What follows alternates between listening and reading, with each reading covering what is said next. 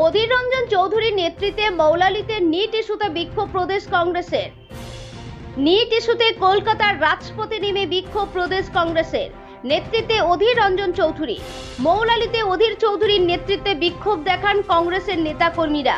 হাতে কালো পোস্টার, তাতে লেখা national testing agency NTA chairman Pradeep Kumar যোশীর পদত্যাগের দাবি। কংগ্রেসের দাবি, অসঙ্গতিপূর্ণ নিট পরীক্ষা বাতিল করে পুনরায় পরীক্ষা নিতে হবে।